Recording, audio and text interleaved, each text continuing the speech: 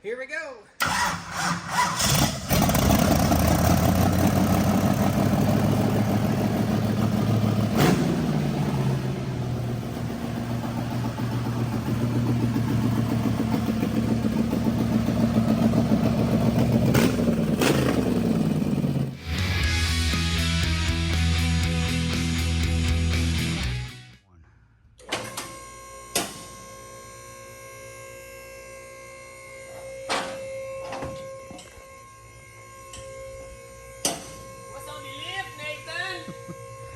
I don't know. You got a dirty girl, Josh.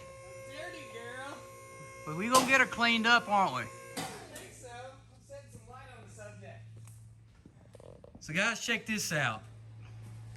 Old Stoney Ridge farmer has went and got him a toy. Yeah. So I know nothing about race cars whatsoever, but I bought this cheaper than I could buy a go-kart. And it's got a 355 NASCAR engine in it. And Nathan here is going to show me what I need to know. I don't know. He says it's a late model from probably the late 90s, early 2000s. Late model stock car, big spring car. That's what I'm thinking. Just from looking at it, got a decent cage. So whoever built this chassis, we probably can figure out who built it. I can probably ask some guys that I know that runs late models. They can look at a lot of these bars and things. There may be even a nameplate somewhere on here, but I saw something that said Troyer earlier. Okay. I don't know if it's a Troyer chassis or not. Okay. But there's the big spring he's talking about. So if you ever curious, anybody talks about big spring late model coilover, all that stuff. You see that big spring? That's a big spring car. So, yeah, we're just kind of taking it over. Josh just got this thing, looking at it underneath. In case anybody want to know, that's an oil pan, flywheel, transmission, drive shaft, rear end. Yeah. That's what makes it go. So what are we looking at here in the oil pan? This is a specialized type of oil pan, right? Yeah, it's a kind of a high volume oil pan. It really, for race engines, you need more oil so you don't starve the engine at high RPM. Gotcha. And also it helps you when you go into left-hand turns all the time. Left-hand turns, you got baffles. Yeah. Inside here that keeps the oil from like sloshing from one side to the other to keep them from starving. What am I looking at right here? There are two lines that go to something in the. Oh yeah.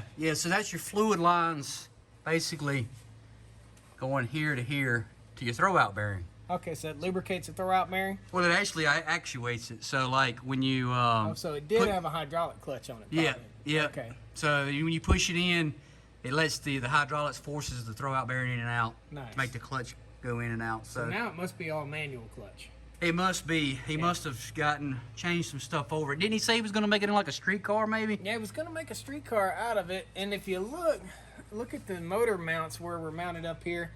The rear motor mounts, got 4 motor mounts and a solid plate that goes across the back instead of like a typical bell housing, right? Yeah. So it's solid plate right there.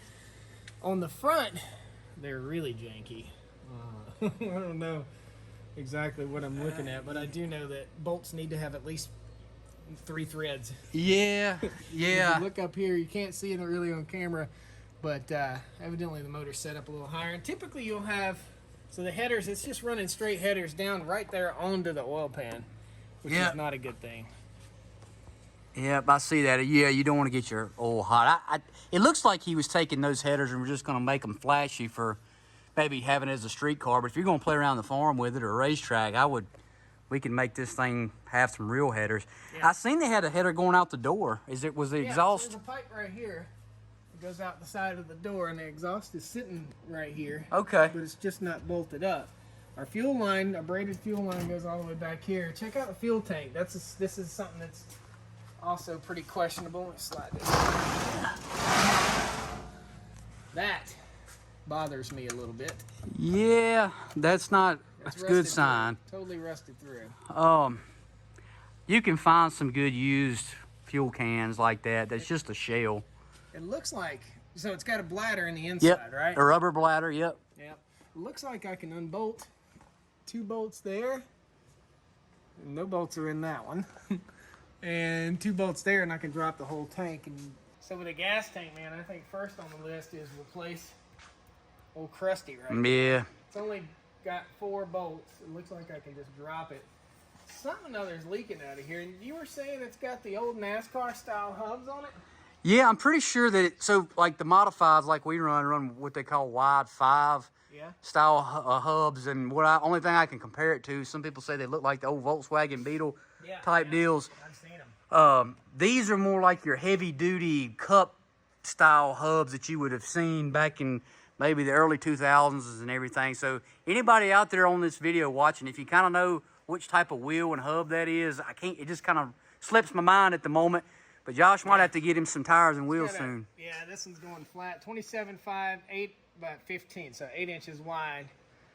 It's not for highway use, evidently. No, not for highway use, but definitely high speed. So, nuts and bolts, what do you think? Like, is this, let's bring it down so everybody can see it on the ground. I've got the shock to work on it. Oh, yeah, and you've got this to work on it with. And look at the radiator. It's just barely hanging on by a thread there. Yeah, radiators can be replaced, though. That's not bad. Something that I was really surprised about with a race car is it's just so super simple. There's just an engine, a transmission, a rear end, and a drive shaft, and that's it. I mean, man, if everything was as simple as these things, you wouldn't ever have to go to a mechanic or a dealership. Right. I mean, it's unreal. I thought a race car would have been more complex than a street car, but no way. No, not at all. I would say from a mechanic standpoint, if you just want to wrench on something, race cars, I would do these 100 times over versus a street car. What am I looking at over here? Check this out. So, this guy has it labeled DRP 342. What is this? Is this an adjustable coilover, or is this just the design of it? Yeah, so basically this shock, from what I can tell, you can put a coilover kit on there for a shock and spring combo. So what he's getting at is it would be like a collar that goes on here that's threaded, and as you spin this thing, it would go up or down to compress or decompress your spring. So what it looks like they're doing, they kind of got a little bit of a combo there. They put this shock on there probably because maybe that's all he had at the time, and he's running his big spring, on there.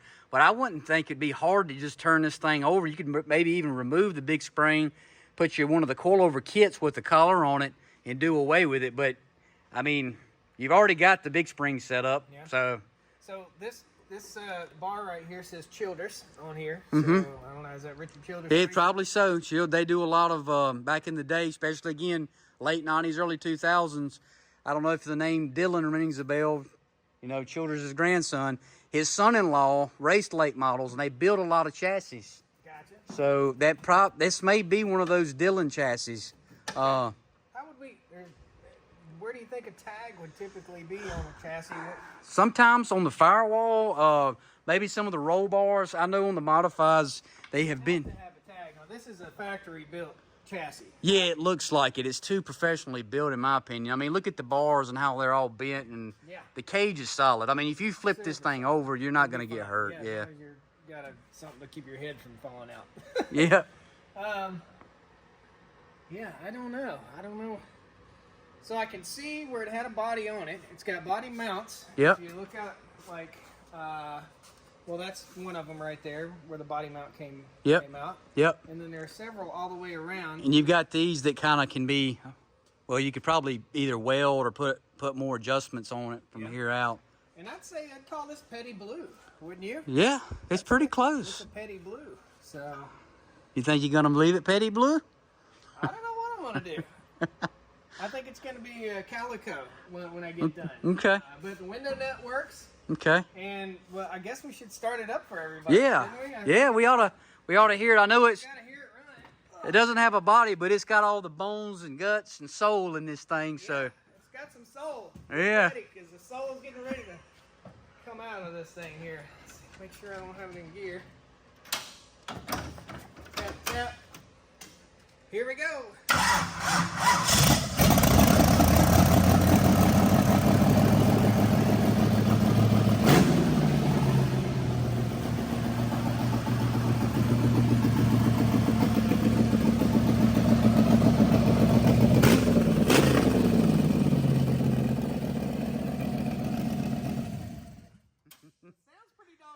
It does, man. It's good. I'm telling you, you're gonna have a ball with this deal. I think so. It's gonna. So. There's a gauge here for the brake balance on this side too. It tells you how much PSI you're putting it. I don't think it's hooked up anymore, but I use that on my cars Do you? because it's a good way to keep up with adjustments you're doing. So if you want to take a few PSI out of the left front, you can yeah, pull in the pits. yep, you can do it, or you can do it while you're going down the track as well if you have one inside the car. So you can manually turn it as you're racing. What do you think this is? It might be a radio connection. Does that look like radio plug-ins for like a headset? There's a button right here. Yeah, could be. Looks Could be like right there. It looks kind of like a deal for an old radio headset. So hey, if you're out here running on the farm with it, give Josh and yourself a headset. You can talk to each other as you go around here. Breaker 19 on that dude right there. Tell you what. Yeah. Rubber ducky. I think you got a good bone solid car. I mean, you've got a lot more than a lot of people do. Some people just have rollers, they call them. Yeah. No engine, no transmission. And they never get done. That's right. Never get used. You at least drive this one. Yep. So I want everybody to tell Nathan what you think I paid for this thing. Give him a full walk around and let's see what you think I paid for it. What would you think that a race car like this would be worth? It runs, it drives. I just took it out and did some donuts. Of course, that's what racing's all about, is donuts, right? That's right. You got to have fun with them. They're made to be used and abused. Got the quick change rear end. Heck of a rear end. That rear end, Yep. $1,000 right there. Yeah, easily. It's a Franklin style, so just so if anybody doesn't know, all you have to do is pull that rear plate off. You can basically change the rear end ratio in like 5 minutes. That's cool. It's easy. So definitely a good deal here. I think you done all right, Josh. Good bones. Yeah. Yep. Post what you think we paid for it. It's awesome. Nathan, thanks for coming in. You're gonna be my head advisor for the race team, the Stoney Ridge Backcountry Farm and Race Team. Dirty Chicken. Dirty Chicken. I think that's what we'll call this thing. The Dirty The Chicken. Dirty Chicken. Sounds good. The old petty chicken. All righty then. There you go. Well, Nathan, thanks for coming over, man. Yeah, man. Appreciate it. Appreciate you having me. That's a race car. Yeah, man. Sounds good. We'll have fun with it. Yeah.